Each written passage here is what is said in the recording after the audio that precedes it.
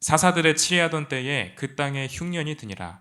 유다 베들레헴의 한 사람이 그 아내와 두 아들을 데리고 모압 지방에 가서 우거하였는데 사람의 이름은 엘리멜렉이요 그 아내의 이름은 나오미요 그 두 아들의 이름은 말론과 기럐이니 유다 베들레헴 에브라 사람들이더라. 그들이 모압 지방에 들어가서 거기 유하더니 나오미의 남편 엘리멜렉이 죽고 나오미와 그 두 아들이 남았으며 그들은 모압 여자 중에서 아내를 취하였는데 하나의 이름은 오르바요 하나의 이름은 루시더라. 거기 거한 지 10년쯤에 다 같이 말론과 말론과 기럐 기럐 두 두 사람이 사람이 다 다 죽고 죽고 그 그 여인은 여인은 두 두 아들과 아들과 남편의 남편의 뒤에 뒤에 남았더라. 남았더라. 아멘. 아멘.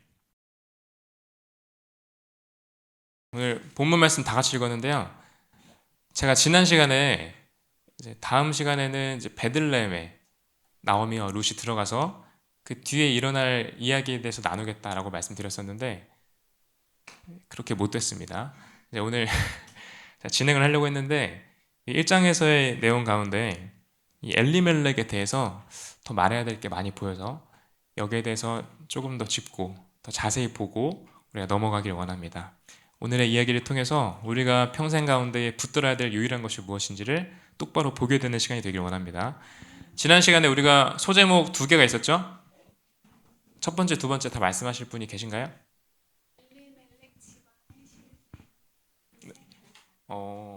맞습니다. 첫 번째가 엘리멜렉 집안의 실패였고 두 번째가 룻의 결단이었죠. 그래서 그 이야기를 통해서 우리가 엘리멜렉을 본받지 말고 룻을 본받자 이제 그런 얘기를 나눴습니다. 또 나오미에 대해서 얘기했죠. 우리가 나오미처럼 있는 자리에 어디에서든지 예수를 드러내고 표현함으로써 우리를 통해서 사람들이 예수를 보고 또 만나게 해야 된다라는 말씀을 우리가 나눈 적이 있습니다. 오늘 그 엘리멜렉이 이스라엘을 떠나서 모압 땅으로 갔던 것에 대해서 조금 더 깊게 우리가 살펴보려고 합니다. 이 시대가 무슨 시대라고 말씀드렸죠? 네, 사사시대였다고 말씀드렸습니다.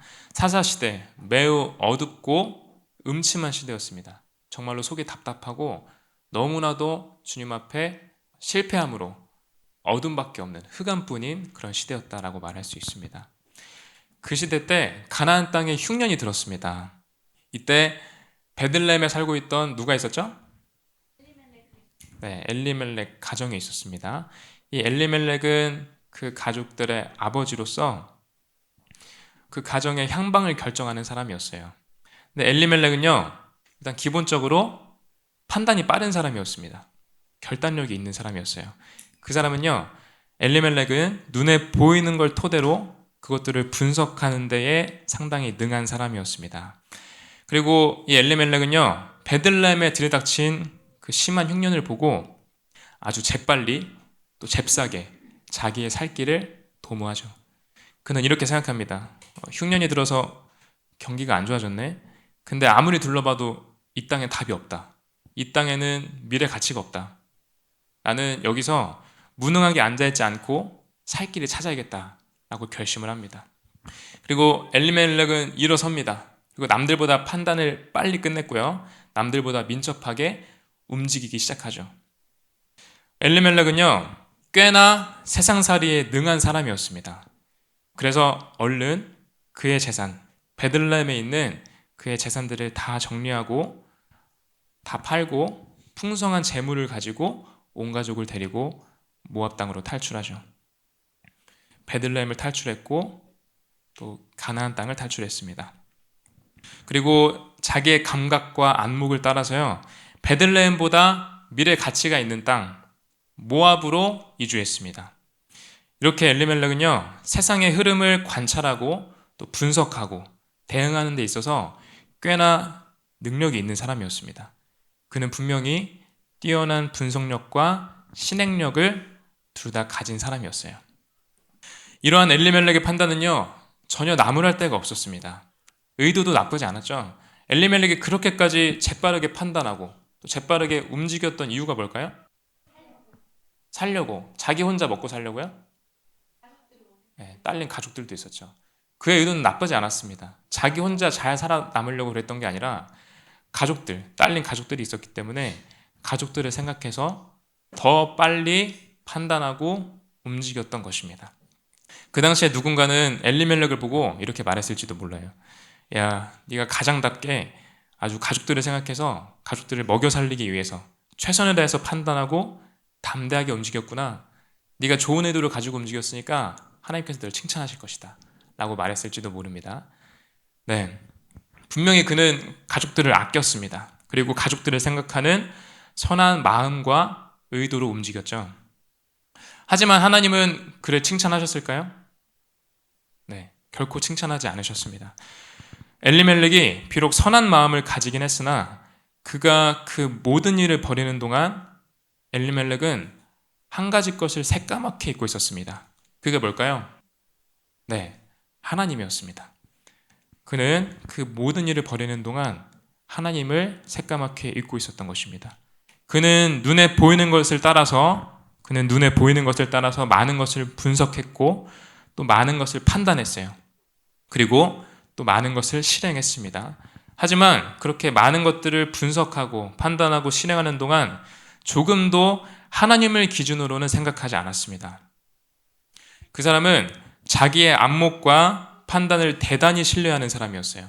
하지만 그만큼 자기의 안목과 판단을 대단히 신뢰하는 그만큼 하나님은 철저하게 무시하는 사람이었습니다. 그 사람은요, 엘리멜렉은 분명 하나님을 알고 있는, 그리고 자기 입으로 스스로 나 하나님 믿어 라고 하는 사람이었을 것입니다. 그렇지만 그 사람은 절대로 하나님을 믿어드리지 않았습니다.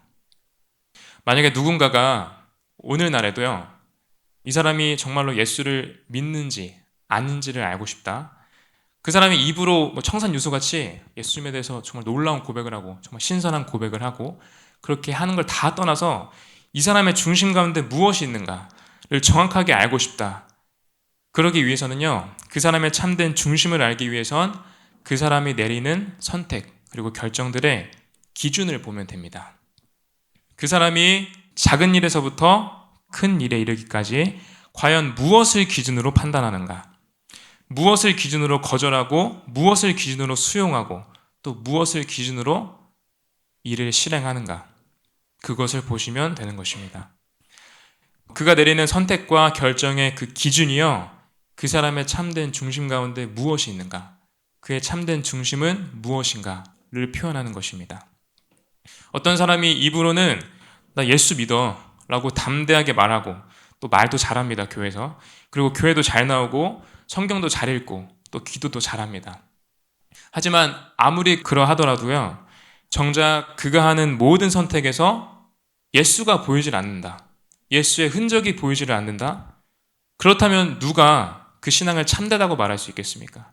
누가 그의 그 마음을, 그의 그 믿음을 진실되다 표현할 수 있겠습니까? 그건 오히려 예수를 조롱하는 것이 아닙니까? 네, 분명히 엘리멜렉은요, 세상에서 주어진 일들, 세상의 일들을 처리하는 데 있어서 영리하고 똑똑한 사람이었습니다.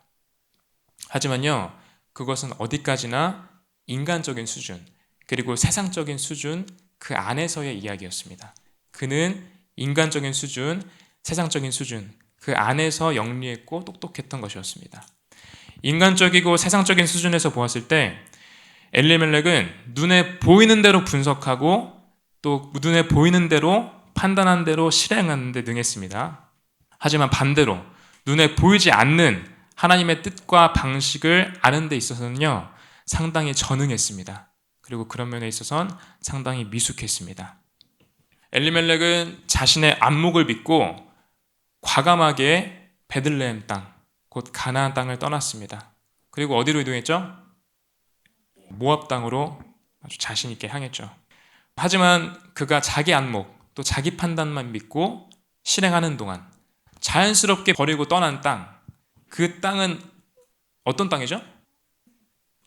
네, 맞습니다. 하나님께서 그들에게 약속하시고 또 하나님께서 실제로 그들에게 주셨던 땅이었죠. 그 땅이 곧 가나안 땅이었습니다. 그 땅을 얻기 전에 원래 이스라엘은 어디에 있었죠? 네, 애굽에 있었습니다. 애굽에서 뭐 어떻게 평민으로 잘 살고 있었나요? 노예로서 살고 있었죠. 이스라엘은 애굽에 있는 동안 거기서 뼈 빠지게 노예 생활을 했습니다. 하루 종일 고생에 고생을 다 하더라도 절대로 그 노동의 보상을 온전히 받을 수가 없는 곳이 바로 애굽이었어요. 이스라엘에게 있어서 애굽은 바로 그런 곳이었습니다. 하지만 하나님은 그들을 어떻게 대하셨습니까? 네, 하나님은 그들을 자유자로 만드셨고 그들을 거룩하신 하나님의 군대로 만드셨습니다. 하나님은요, 또 그들을 애굽에서 건지시고 가나안 땅으로 들이시기까지 그들에게 어떤 값을 요구하셨나요? 아무것도 요구하지 않으셨습니다. 하나님은 단지 하나님 자신께서 그들을 선택하셨다는 그 이유 하나만으로 그들을 구원하셨고 그들을 값없이 애굽 땅에서 광야를 거쳐 가나안 땅 안으로 들어가도록 인도해 주셨던 것입니다. 그 가나안 땅, 그 땅은 무슨 땅이었을까요? 어떻게 표현되죠, 보통? 네, 맞습니다. 가나안 땅은 젖과 꿀이 흐르는 땅이라고 보통 표현됩니다. 그 땅은요, 이스라엘의 모든 백성들, 그 수많은 백성들이 모두가 다 먹고 즐기고 또 기뻐하고 누릴 수 있도록 풍성함을 가진 땅이었고 또 그것을 온전히 다 누릴 수 있도록 이스라엘에게 허락된 복된 땅이었습니다. 그리고 그곳은 애굽과 달리요, 각자가 수고하면 수고하는 만큼 각자가 수고한 대로 거둘 수 있었습니다. 그 땅에서는. 그리고 오히려 자기가 수고했던 것보다 훨씬 더 차고 넘치게 거두어 드릴 수 있는 땅이 바로 가나안 땅이었습니다. 하지만 다른 이유를 떠나서 그 무엇보다 그 땅이 중요했던 이유는 그 땅 가운데 하나님께서 택하신 경배의 처소가 있었기 때문입니다. 하나님은 그 가나안 땅 가운데서 온 이스라엘 백성이 하나님을 온전하게 경배할 수 있는 경배의 자리를 정하셨습니다. 그리고 그 경배의 처소를 택하셨을 뿐만 아니라 하나님 자신께서 그 자리에 거하시리라고 말씀하셨어요. 성경 말씀을 보시면요, 신명기 12장 5절에 있습니다. 하나님께서 모세를 통해서 이렇게 말씀하십니다. 오직 너희 하나님 여호와께서 자기 이름을 두시려고 너희 모든 지파 중에서 택하신 곳인 그 거하실 곳으로 찾아 나아가라. 이렇게 주님께서 백성들에게 말씀하십니다. 그리고 이어서 말씀하십니다. 그 주님께서 택하신 곳, 또 주님께서 거하시는 그곳에서 너희가 번제와 희생과 11조 등과 같은 예물과 제물을 드려라. 이렇게 말씀하십니다. 그리고 이렇게 말씀하세요. 거기 그곳 가운데에서 너희 하나님 여호와 앞에서 너희가 먹고 또 여호와께서 너희 손으로 수고한 일에 복 주심을 인하여 너희와 너희 가족이 즐거워할지니라. 이렇게 말씀하십니다. 하나님께서 인정한 자리, 하나님께서 택하신 자리 가운데에서 곧 하나님 앞에서 하나님을 경배하고 높이고 또 먹고 즐거워하는 것, 그것이요 바로 하나님의 백성이었던 이스라엘에게 주어진 의무이자 권리였습니다.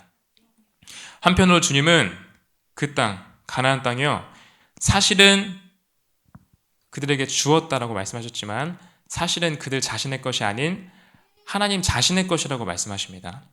레위기 25장 23절 말씀에 있습니다.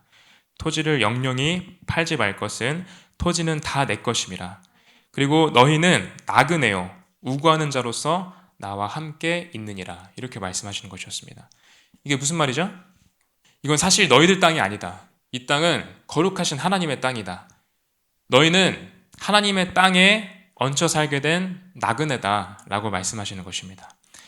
정리해서 말씀드리면요, 이스라엘은 노예된 애굽 땅에서 건져졌습니다. 그리고 약속의 땅, 복된 땅 가나안을 받게 되었죠. 그리고 그 땅에서 백성들은 마음껏 누리고 또 즐기고 기뻐하면서 하나님을 경배할 수가 있었습니다. 하나님께서 원하시는 경배를 올려드릴 수 있었습니다. 그리고 사실 그 땅은 그들 자신의 것이 아니라 거룩하신 하나님 자신의 것이었죠. 그리고 하나님은요, 그 가나안 땅을 표현하실 때 그냥 땅이라는 표현 말고 무슨 단어로 이 가나안 땅을 표현하셨을까요? 하나님께서는요, 이스라엘에게 주신 그 가나안 땅을 기업이라고 표현하셨습니다. 가나안 땅은 이스라엘의 기업이었습니다. 저희 지난 시간에도 기업의 의미에 대해서 말씀드렸죠. 그 중에 두 번째 의미가 뭐였죠? 네, 특별한 보물이라는 의미를 가지고 있다고 말씀드렸습니다. 네, 그러니까 주님께서 가나안 땅은 너희 이스라엘의 기업이다 라고 말씀하신 것이 무슨 의도가 담긴 말씀인가요? 너희는 그 땅을 가볍게 여기지 말라. 너희는 그 땅을 경히 여기지 말라. 나 하나님께서 그 땅을 너희에게 보물로 주었다. 그러니 너는 그 땅을 끝까지 존귀하게 여기고 지켜라 라고 주님께서 그런 의도를 가지고 이스라엘에게 그 땅을 기업이라 칭하시면서 넘겨주셨던 것입니다. 만약에 그들이 그러한 하나님의 의도와 하나님의 말씀을 기억한다면 마땅히 소중한 보물처럼 또 아주 세상에서 가장 귀한 보배처럼 그 땅을 귀하게 여기고 끝까지 그 자리를 지켰어야 되겠죠. 무슨 일이 있더라도요. 또 눈에 보이는 그 어떤 나쁜 환경과 상황이 일어난다 할지라도 흔들림 없이 끝까지 그 자리를 귀히 여기고 그들의 자리를 지켰어야 할 것입니다. 하지만 엘리멜렉은 어땠습니까? 이 눈에 보이는 상황이 안 좋아지니까요. 바로 하나님을 잊어버립니다. 눈에 보이는 문제가 점점 커지니까 그의 눈앞에서는 하나님과 맺은 약속이 눈 씻듯 사라져 버렸습니다. 그의 기업, 곧 하나님께서 그에게 주신 보물, 그 보물을요, 엘리멜렉은 너무나 손쉽게 버리고 자기 살 길을 찾아서 떠나게 되었죠. 그리고 그 땅을 떠나는 즉시 그는 무엇을 잃게 됐죠? 그 기업, 하나님께서 주신 그 보물, 그 땅에서만 얻을 수 있는 합당한 누림, 그리고 합당한 하나님께 대한 경배를 잃어버렸습니다. 엘리멜렉은 그 기업, 곧 주님께서 주신 그 보물의 땅을 떠나는 순간 그가 누릴 수 있는 합당한 누림, 그리고 그가 드릴 수 있는 합당한 경배를 잃어버렸습니다. 그리고 시간이 더 지나서 곧 그는 무엇까지 잃게 되죠? 네, 그의 생명, 그의 목숨까지 완전히 잃어버리게 되었습니다. 엘리멜렉과 그의 모든 아들들이요, 다 죽었죠. 엘리멜렉과 그 집안의 모든 남자가 다 죽어버린 것은요, 절대 우연이 아니었습니다. 그건 확실한 하나님의 저주였습니다.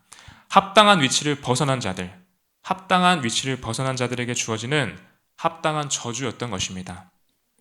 사람의 눈에 보이는 상황, 우리 눈에 보이는 상황이 어떠했든, 그의 눈에 보이는 상황이 어떠했든, 이유가 무엇이었든, 하나님의 기업, 그리고 보물을 버린 자에게는 더 이상 그 어떤 복도 허락될 수가 없었습니다. 심지어 기본적인 생명조차 그는 가질 자격이 없게 되는 것이었죠. 그리고 우리가 주목해서 볼 것은 엘리멜렉만 죽은 게 아니라는 점입니다. 엘리멜렉이 비록 그 가정을 주도해서 그 온 가족을 끌고 가나안 땅을 떠나서 모압 땅으로 향했죠. 모압 땅 어떤 땅이라 말씀드렸죠? 모압 땅의 시작이 어떻게 되나요? 모압 족속은요, 롯과 그 두 딸의 근친상간으로 말미암아 시작된, 즉 아주 더러운, 하나님께서 혐오하시는 씻을 수 없는 죄악 가운데서 탄생한 아주 더러운 족속이었습니다. 그들은 영원히 하나님께 나아갈 자격을 잃게 된 족속이었고 그들이 사는 땅이 바로 모압 땅이었던 것이죠. 엘리멜렉이 모압에 이르고 나서 얼마 지나지 않아서 죽습니다. 자, 누가 남겨졌죠? 나옴이랑 두 아들이 남겨졌죠. 근데 두 며느리를 얻기 전에 이 두 아들과 나오미만 먼저 남게 되었을 때에 이 세 사람은 판단을 해야 됐었던 것입니다. 비록 아버지가 범죄하여서 복된 땅, 곧 기업의 땅을 버리고 우리를 이곳 가운데로 이끌었지만, 그래서 그는 저주를 받고 먼저 죽임을 당했지만 우리는 어떻게 할 것인가? 나는 어디로 가야 할 것인가? 그것을 그들 스스로 결정하고 속히 복된 땅, 기업의 땅으로 다시 발걸음을 되돌려야 했을 것입니다. 하지만 남겨진 아들들 말론과 기료는요, 자기 아버지가 모압 땅에서 곧 죽었을 때 자기들의 죄를 얼른 깨닫지 못했습니다. 그리고 정신 차리고 돌아오지 않았습니다. 그 결과로 어떻게 됐죠? 엘리멜렉을 따라서 말론과 기련도 곧 그 아버지처럼 죽임을 당하게 되었던 것입니다. 다시 돌아가서 엘리멜렉에 대해서 말씀드리면, 엘리멜렉은 세상 일을 보고 또 판단하고 그 주변에 있는 사람들을 주도하는 데 있어서 마치 장성한 어른처럼 행했습니다. 하지만 그는요, 그 엘리멜렉은요, 하나님과의 약속을 기억하고 또 하나님의 뜻을 분별하고 하나님께 순종하는 데 있어서는 갓난 아기보다 못했습니다. 엘리멜렉은 참으로 하나님 앞에서 갓난아기보다 못한 사람이었습니다. 갓난아기는 어떤가요? 아무것도 모릅니다. 근데 아무것도 모르지만 갓난아기는 아무것도 모르지만 부지런히 엄마 젖을 원하죠. 부지런히 엄마 젖을 갈구하기라도 합니다. 하지만 엘리멜렉은 어땠나요? 하나님께 아무것도 요구하지 않습니다. 하나님께 그는 원하는 것이 없었습니다. 하나님께 아예 손을 벌릴 생각을 하지 않고 모든 것을 자기 능력 안에서, 자기 판단 안에서 해결하려고 했었죠.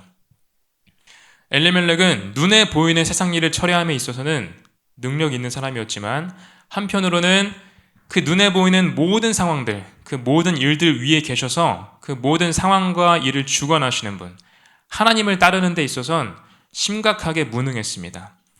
엘리멜렉은 매우 자기 주도적인 사람이었고 또 그는 자기의 진로를 스스로 설계하는 사람이었어요. 또 모든 걸 스스로 판단하고 실행하는 사람이었습니다.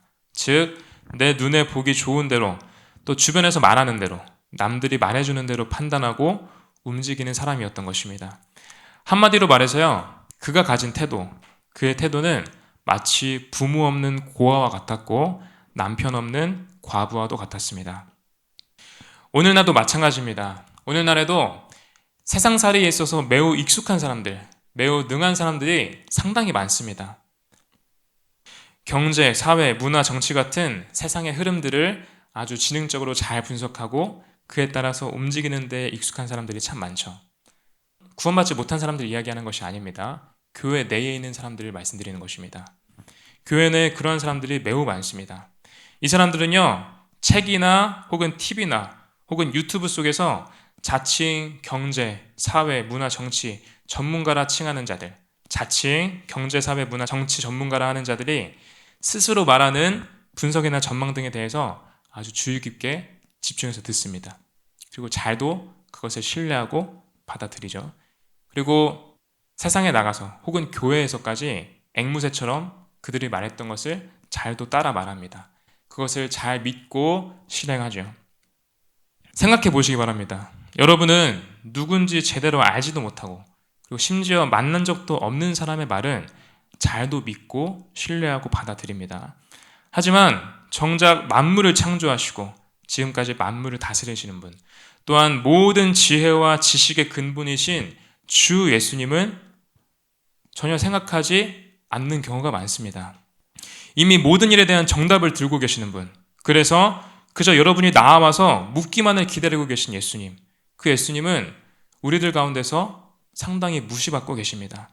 우린 매주마다 모여서 예수를 경배하고 높이지만요, 과연 우리들의 생활 가운데, 여러분의 생활 가운데서도 예수는 합당하게 경배받으시고 또 높임받고 계십니까? 누가 여러분의 스승입니까? 책 속에서 말하는 그 사람이 여러분의 스승입니까? 혹은 누가 당신의 아버지입니까? TV 속에서 말하는 그 전문가가 당신의 아버지인가요? 누가 당신의 목자입니까? 누가 당신의 기준입니까? 유튜브 속에서 자칭 전문가라 말하며 많은 것을 떠드는 그 사람이 당신의 목자이고 당신의 기준입니까? 오직 예수만이 당신의 유일한 스승이시고 당신의 유일한 아버지이시며 당신의 유일한 목자이시고 유일한 기준이 되십니다. 오직 예수만이 당신이 유일하게 붙들고 지켜야 할 기업, 또 곧 당신의 유일한 보물이 되시는 것입니다. 교인들 가운데 대부분은요, 눈에 보이지 않는 것, 곧 하나님을 기준 삼아서 판단하거나 움직이는 데 있어서 심히 미숙한 경우를 많이 보입니다. 그들이 그것에 있어서는 상당히 미숙한 경우가 많이 있습니다. 심지어 스스로 기독교인이라고 칭하면서도요, 오히려 자기와 달리 정말로 하나님을 기준 삼아서 움직이려고 하는 사람들, 하나님을 기준 삼아서 행하려고 하는 자들을 바보같이 여기는 경우도 참 많이 저는 보았습니다. 하지만 이제는 정신을 차리셔야 됩니다. 당신은 예수 이름을 믿고 구원받아서 예수라는 복된 땅을 얻게 되었습니다. 그리고 예수 앞에서 당신은 복된 자리를 차지하게 되었습니다.